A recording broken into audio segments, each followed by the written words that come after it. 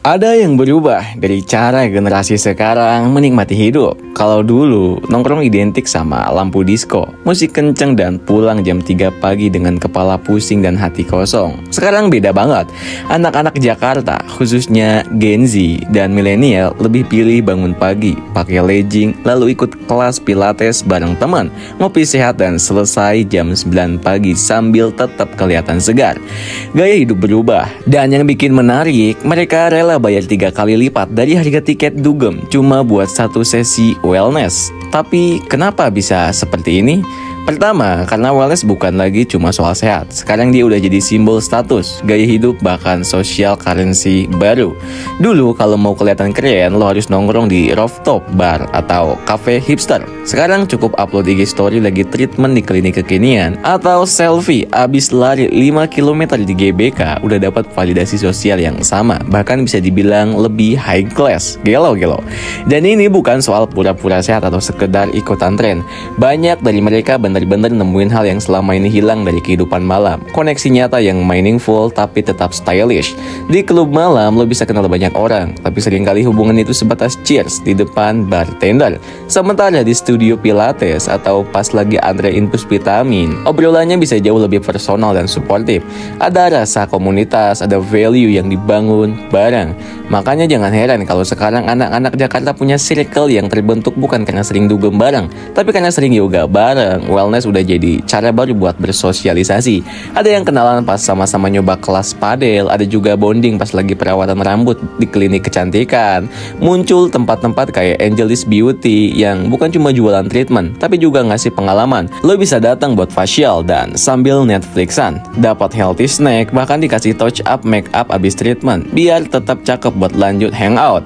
Jadi treatment bukan cuma soal hasil, tapi udah jadi bagian dari gaya nongkrong. Fenomena ini juga ngasih warna baru ke cara kita ngelihat have fun. Misalnya sekarang, banyak yang lebih milih lari pagi jam 6 di GBK, terus update fast larinya di Strap atau IG Story. Habis itu ngopi bareng teman di tempat yang estetik, ngobrolin goals hidup atau diskusi soal nutrisi. Aktivitas yang dulu mungkin dianggap biasa aja, sekarang punya makna sosial yang besar loh. Kalian dianggap keren bukan karena kuat begadang, tapi karena kalian bisa bangun pagi dan stay produktif sambil tetap stylish. Pilihan gaya hidup ini pun ngasih dampak ke cara orang mengatur waktu dan keuangan. Banyak anak muda Jakarta yang lebih milih langganan gym premium, beli skincare klinik, ikut konsultasi gizi, atau booking sesi personal trainer daripada buang-buang buat party yang cuma meninggalkan hangover. Mereka ngerasa investasi ke tubuh dan mental jauh lebih worth it dan justru jadi bentuk self-love yang autentik.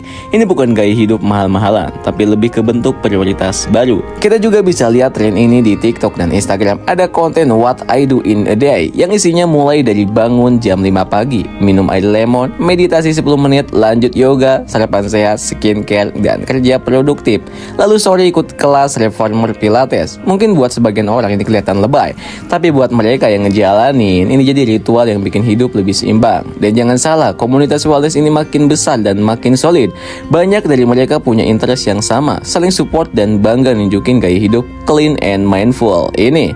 Yang menarik, brand-brand lokal pun mulai ikut nimbrung. Sekarang banyak klinik atau tempat olahraga gak cuma fokus ke hasil, tapi juga ke pengalaman. Interiornya dibuat estetik biar instagramable, disediain space buat ngobrol dan ngopi setelah treatment. Bahkan ada yang ngasih event komunitas kayak wellness brunch atau morning run club.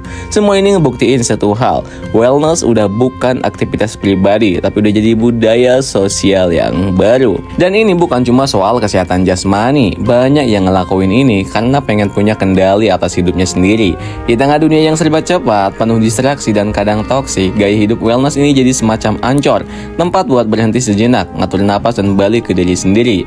Mereka udah capek sama kebisingan, capek sama pencitraan kosong. Sekarang mereka pengen sesuatu yang lebih otentik, lebih real tapi tetap punya value sosial. Jadi kalau dulu ada istilah hangover setelah party, sekarang muncul versi barunya post treatment glow.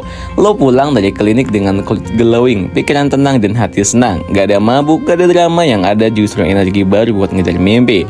Wellness bukan cuma jadi alternatif hiburan, tapi udah naik kelas jadi lifestyle utama. Dan mungkin ini jadi sinyal bahwa generasi sekarang bukan kehilangan cara bersenang-senang. Mereka cuma lagi redefinisi makna have fun, bahwa ketenangan, koneksi, dan perawanan diri juga bisa jadi bentuk kebahagiaan. Mereka udah nggak butuh lampu disco buat bersinar. Mereka cukup jadi versi terbaik dari dirinya sendiri. Dan kalian tahu nggak, gaya hidup kayak gini tuh bukan cuma buat mereka yang punya uang lebih atau waktu luang. Semua orang bisa mulai dari hal kecil. Gak harus langsung ikutan kelas pilates mahal atau treatment di klinik fancy. Cukup mulai dari bangun pagi, stretching 10 menit, minum air putih yang cukup, atau jalan kaki keliling kompleks sambil dengerin podcast favorit. Karena intinya bukan soal tren atau gaya, tapi soal ngasih ruang buat diri sendiri, buat berhenti sejenak dari semua keramaian dan nanya, gue udah cukup peduli belum sama tubuh dan mental gue sendiri. Jadi yuk mulai geser cara kita ngasih reward ke diri sendiri, bukan lagi dengan ngelampiasin stres lewat hal-hal yang bikin capek keesokan harinya, tapi lewat hal-hal yang ninggalin efek jangka panjang, tubuh yang segar, pikiran yang tenang, dan hati yang gak berat. Gak ada kata terlambat buat mulai hidup lebih sadar, lebih sehat, dan lebih bermakna. Karena kadang bentuk self-love paling keren itu bukan beli barang mahal, tapi ngurusin diri sendiri dengan penuh perhatian. So gimana menurut kalian nih guys? Tulis pendapatnya di kolom komentar.